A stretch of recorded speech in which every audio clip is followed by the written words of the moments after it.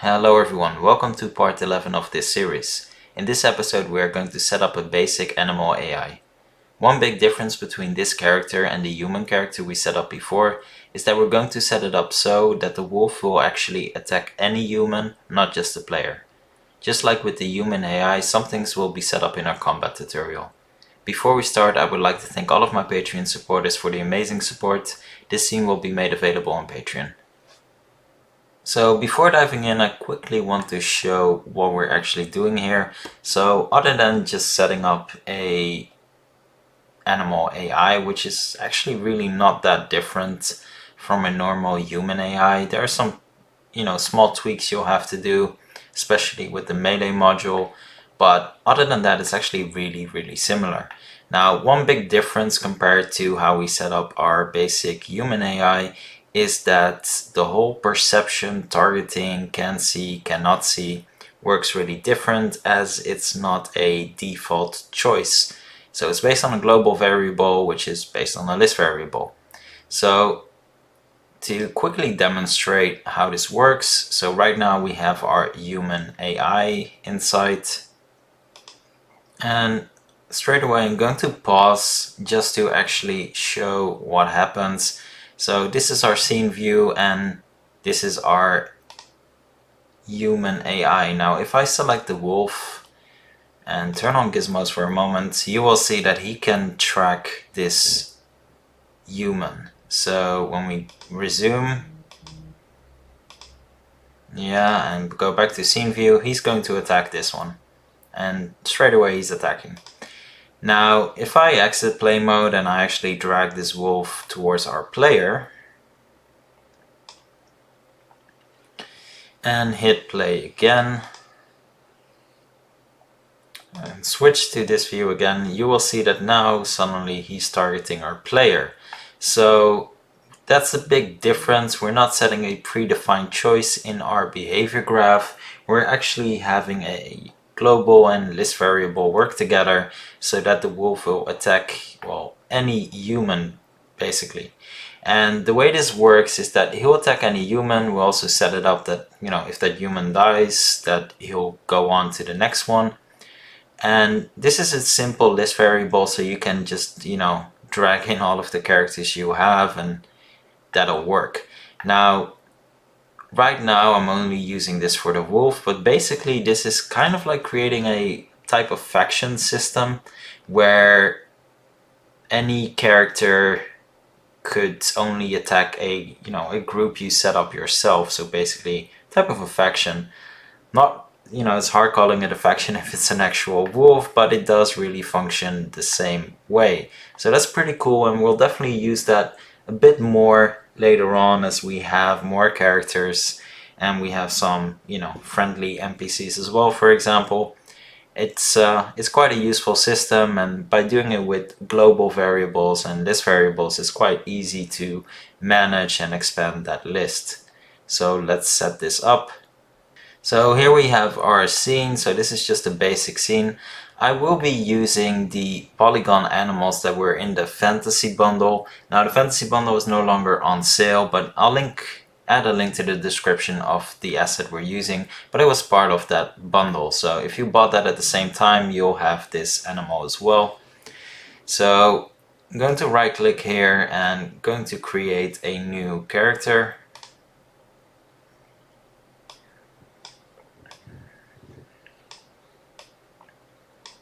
There we go.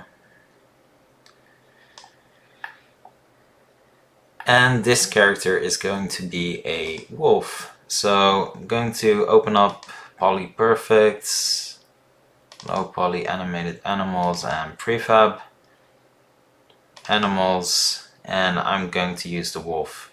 Now, if you want to set up another animal and just dragging in another one, doesn't really matter all that much.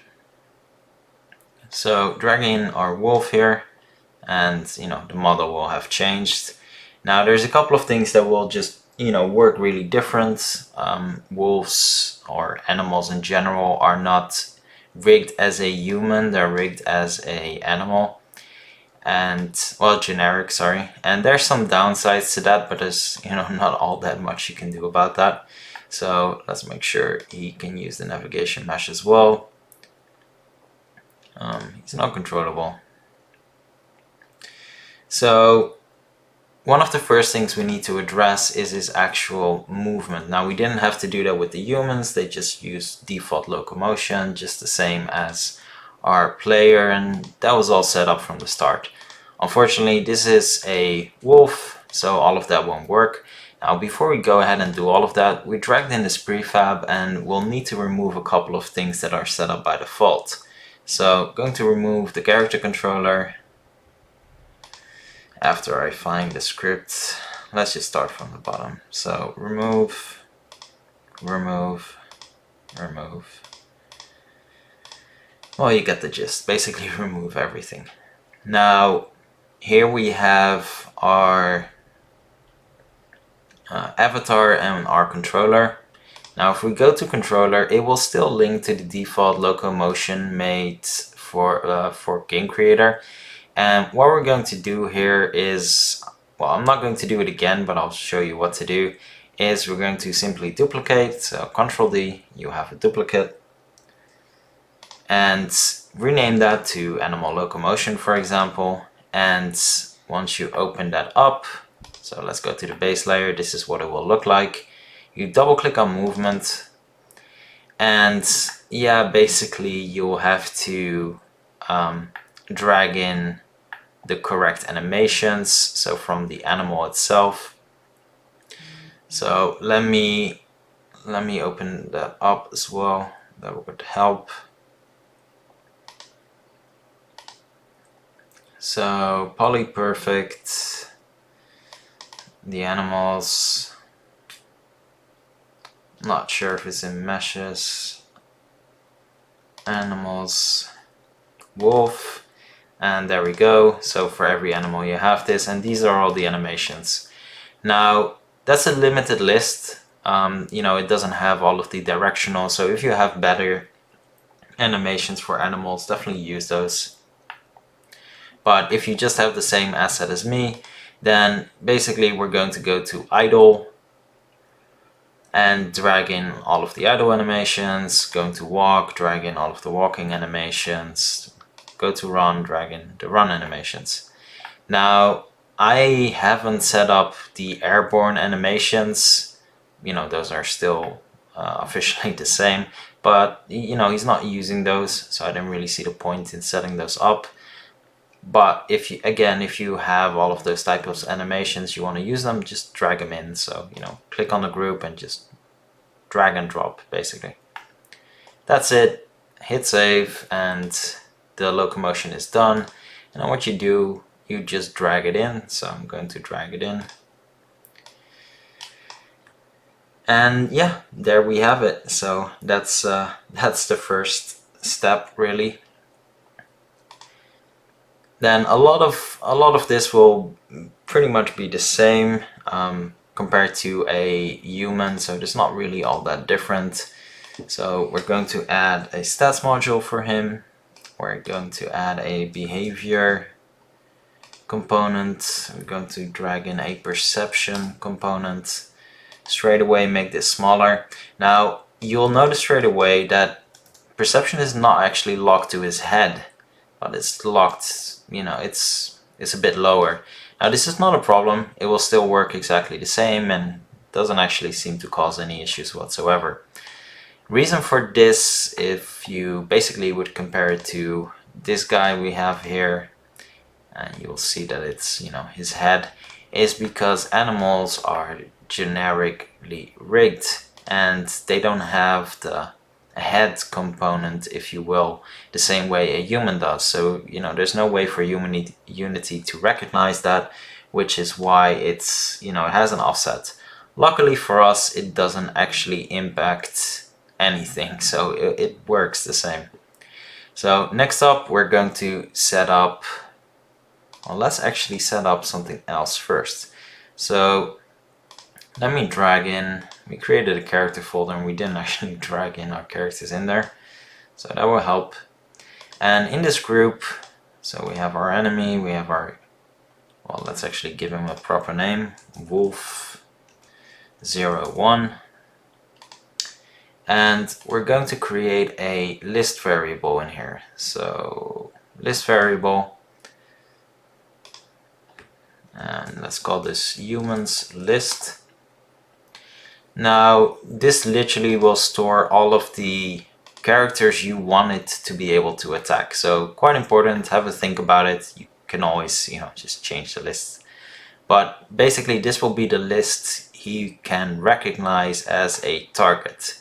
So I'm going to drag in my player, and if you drag in the enemy, make sure you drag in the actual character group, not a parent that is empty like this, for example. It needs to be the actual character.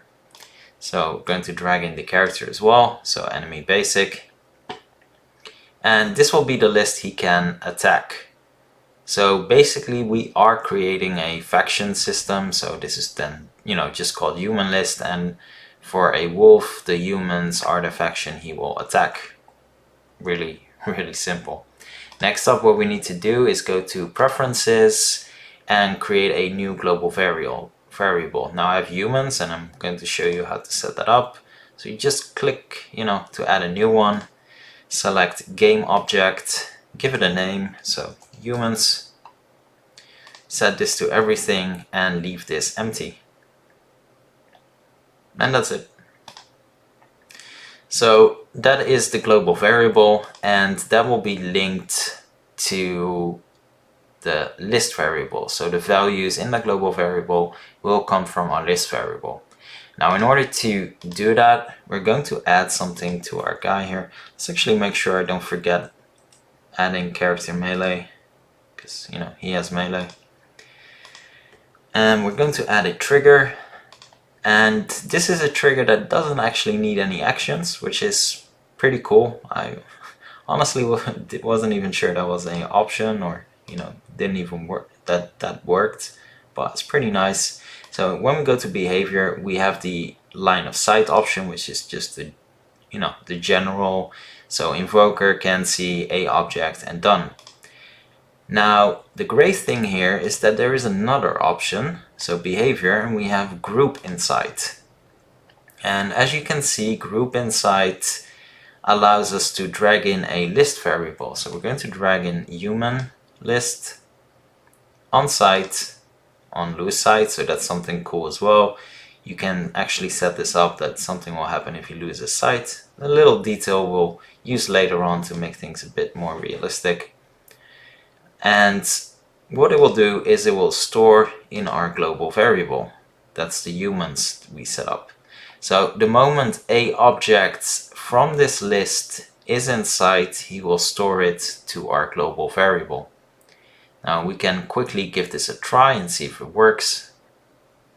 So I'm going to open up our preferences, going to keep it here, make it a bit small, just so we can actually see it adding that to our list, because that's important. If it doesn't do that, it won't work. And there we go. So straight away, well, he's no longer inside, but we have him add our enemy basic in that group. So that's pretty cool. So as you might have guessed, we can simply clear this yet again. If he loses sight of our enemy, we could clear the global variable. But right now, we're not going to do that yet. That will introduce a whole lot of options. But as you can see, there's trackers pointing towards our player and our enemy, and that's simply because those are the ones he will track. And now he's inside again, so green line, and it will be a target again. Now we didn't set up the behavior, so nothing's happening yet, but pretty cool system on how you can basically set up factions. So now next up, we're actually going to set up the behavior itself. So let's go to behavior. I have wolf01, so let's just create a new one. Game creator, behavior tree, and let's just call it wolfy01. And let's open it up. So create root, selector, task, and this is going to be fairly similar, just a couple of changes. There we go.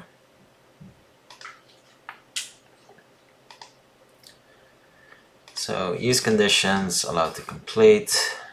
Use conditions, allowed to complete. I don't know why that just flew away, that's strange. And this one is not going to use any conditions actually, so we're just going to leave that blank.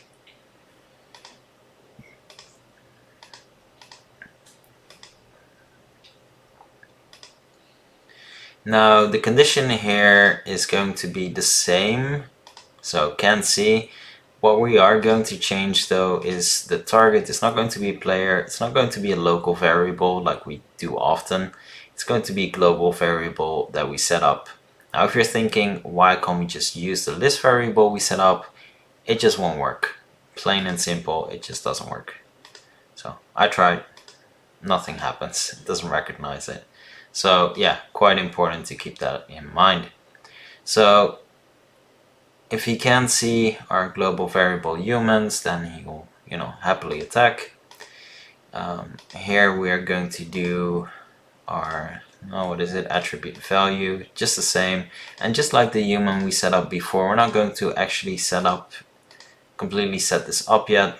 We'll do the behavior graph side of it, but it just all makes sense to do it in the one combat video, as it's going to rely on an actual damage system that's just, well, too much to set up right now, and it's going to be applicable to every character we set up, so it just makes sense to just do it all in one video. So we have our regular change property again.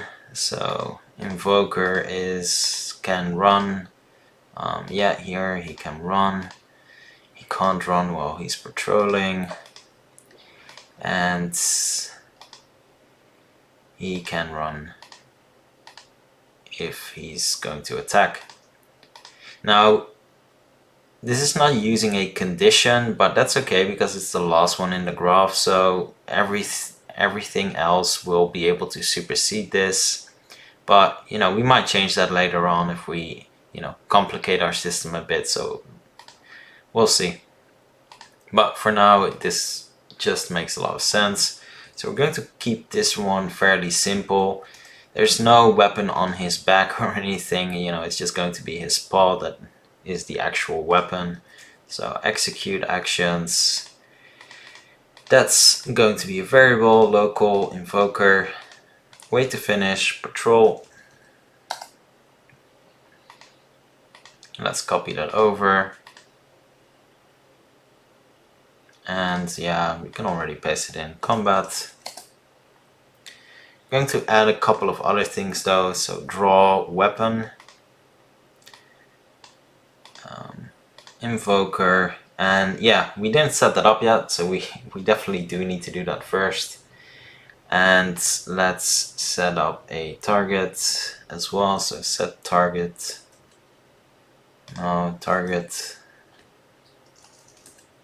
yeah, melee focus target. So invoker, and that's going to be the global variable that we set up before, so that needs to be his target. And let's add a couple of weights just to make sure it all executes just fine. So draw 0.5, maybe 0.3 is fine, I'm not really sure.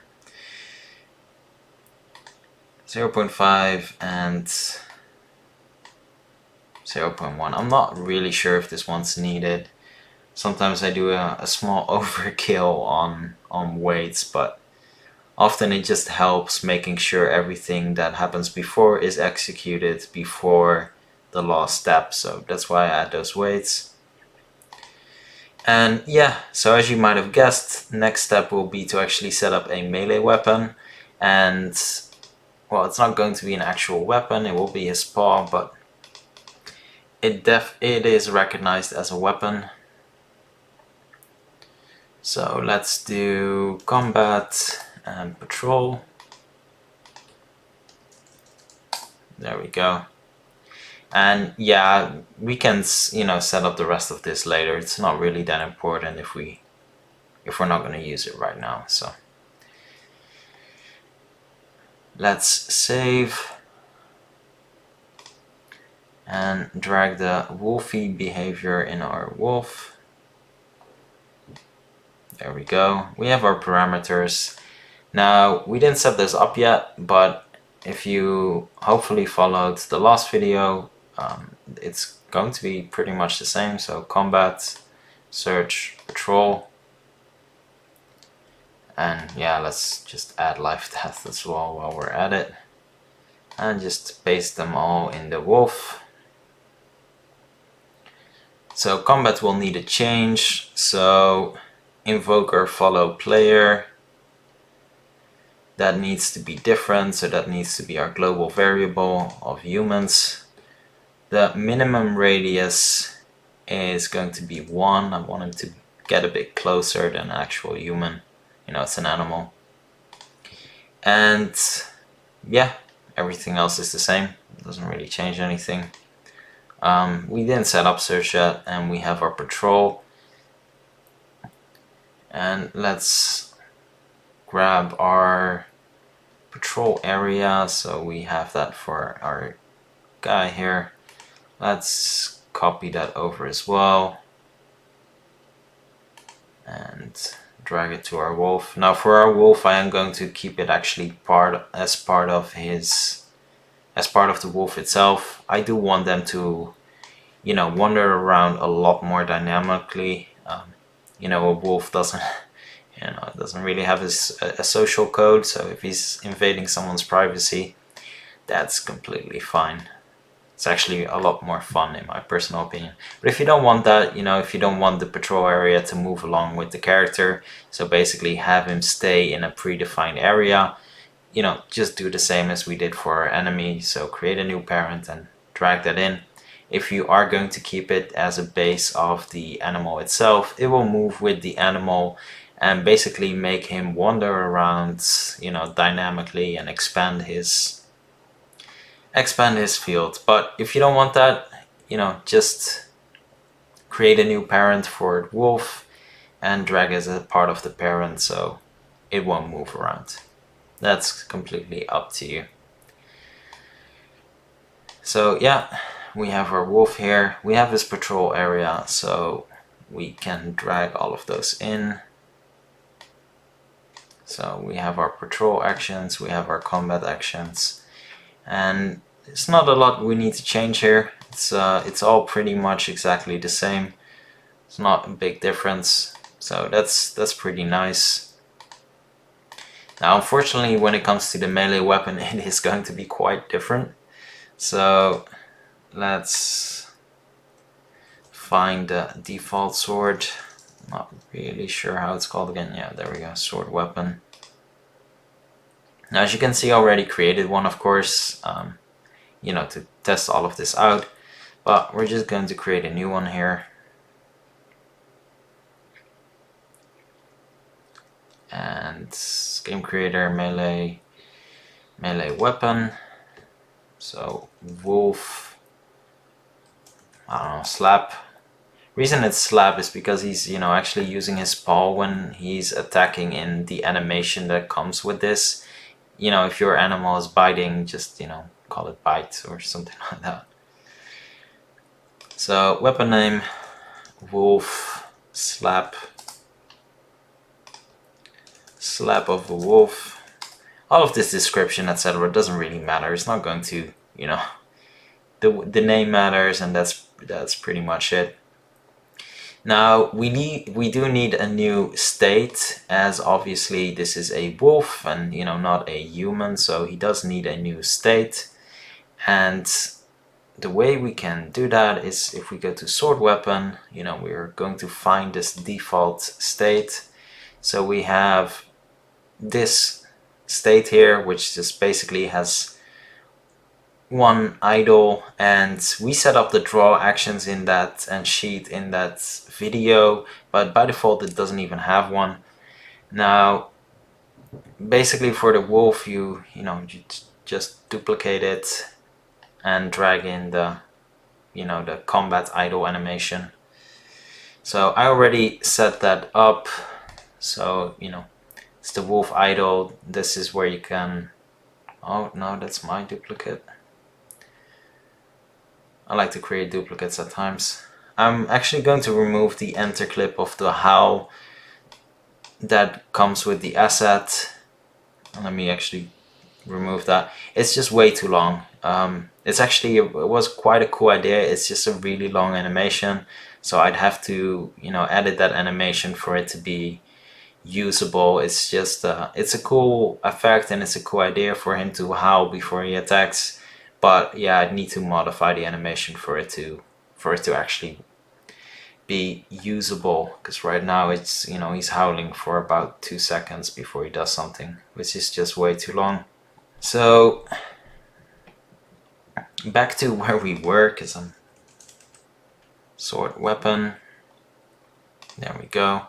So we have our wolf slap, so that needs a character state, which is the wolf bite I set up. So yeah, if you want to set this up, basically just duplicate the state sword motion, rename it to whatever you want. So duplicate, rename, wolfy bite, wolfy slap, and just drag in the new idle animation and remove the enter and exit clip, and yeah, that's it. Yeah, delete. So let's go back to our sword weapon, which is our wolf slap. So we have that set up. Now it needs a prefab, so it needs a weapon, so we're going to set it up as well, and it needs to attach it to something. Now here's the important part when it comes to that, is because this is a generic character, it's not a humanoid character, none of this works. So there's no right hand, there's no left hand, there's no arm, there's no foot, there's nothing. The only thing that works is root, which will place the weapon in a weird position, and that's why we'll need to modify the offset. But yeah, all of these are tied to humanoid rigs, and animals have generic rigs, so it's not going to work. So we'll need to modify that. So let's create a new prefab. So let me see where they're positioned. As you can see, I call them wolf bite, and it doesn't actually make sense because he's not biting. But that's before I actually tried out the animation itself. So yeah, so the default sword weapon, we're just going to duplicate that. I'm going to rename it to wolf slap. There we go. Going to open this up, and yeah, as you can see, this is our wolf slap. So pretty cool. Now it's going to be a sphere. So there we have it. Let's add a offset, so about here. There we go. And it's not going to have a sword mesh. Well, what we're going to do right now is we're going to keep this sword mesh turned on just for now, so we can actually properly place the weapon on the root. So it's a bit weird, but yeah, we'll turn it off later, but we need to be able to visibly see where it's going to be positioned. So let's go back to our wolf slap. There we go. And let's wolf slap. Let's drag in our prefab. And we'll need to properly position that. We have a bunch of options here, hit reactions, and basically this asset didn't come with any of those animations. None of them are in there. I don't have any other animal animations that would fit at this moment, so I didn't set any of this up. If you do have a more expanded list of animal animations and different animal assets, definitely go ahead and set all of this up. If you want to know how to set it up, just check the default weapon. But basically you're just adding clips. The only thing we're going to set up is a default melee clip. So as you can see, I'm going to enable that. No condition, this is just going to be the default melee combo and it's going to be A. And we need a clip. So let's find ourselves a clip. I think it's called combo. No, it's not called combo. Let's just check out the default weapon and see where they are stored. Oh, here we go. So here we have all of our clips. Now here's my original wolf attack as well. So what we're going to do is let's just duplicate this one, the default my attack 1, which is the default melee combo 1 basically. So I'm going to duplicate that one, Control D, call this wolf slap. It needs a melee clip, so we're going to look up wolf, and we have wolf attack, so you know this is the address, and this is one I stored somewhere else. It's basically just a duplicate, but I wanted to make sure I was easily able to find everything. So yeah, just drag in the wolf attack animation. Then all of this is pretty much going to be exactly the same. Now we can't extract any root motion here, which is kind of a shame. So what we're going to do here is we're going to just set this to this default, so movement forward. So we want him to move forwards a bit. Movement sides, we're just going to choose flat. We don't want him to move sideways. And vertical, we don't want him to move, just default as well. So the only one that we're adjusting is this one. And again, reason there's nothing to extract is because these are not humanoid animations, so it just won't recognize. And we want to make sure he does move forward though, so that's why we're doing this. So we're going to keep the movement multiplier the same. Even going to keep this the same. If you have better sounds, just add different sounds. And yeah, I mean that's pretty much it for now. So it's just a pretty default. We can block it. It's an attack. It's interruptible. All of those are pretty much the same. So let's get back to our wolf slap. There we go, wolf slap. And we're going to drag in our wolf slap melee clip. Maybe it wasn't smart to just name everything the exact same, but that's fine. So we just created this. That's the one we're going to use, and yeah, we don't really have anything else. Now I'm going to hit play because I want to see, demonstrate what actually happens here. But before hitting play, I need to make sure we actually add it to his behavior, of course, because we didn't do that yet. So let's look up wolfy behavior, and he needs to draw a weapon, which is wolf slap. There we go. So we have our wolf slap attached, and now we can actually hit play. So let's hit scene view. And here we go. So we have our sword coming up, and placement is actually pretty fine.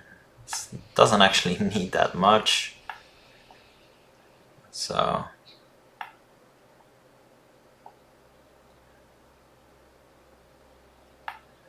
yeah, let's double check, but it's actually pretty decent. It actually doesn't need that much work in terms of placement. It's actually pretty alright. Because keep in mind, this is only going to be visible when he's actually attacking, so it's actually pretty decent. Let's just drag it up a tiny bit, and if you're thinking why can't we just attach it to his paw, again, this is not a human rig, so we can't attach it to a body part, so only root will work. So quite important to keep in mind. So let's modify it. So wolfy, not wolf slap.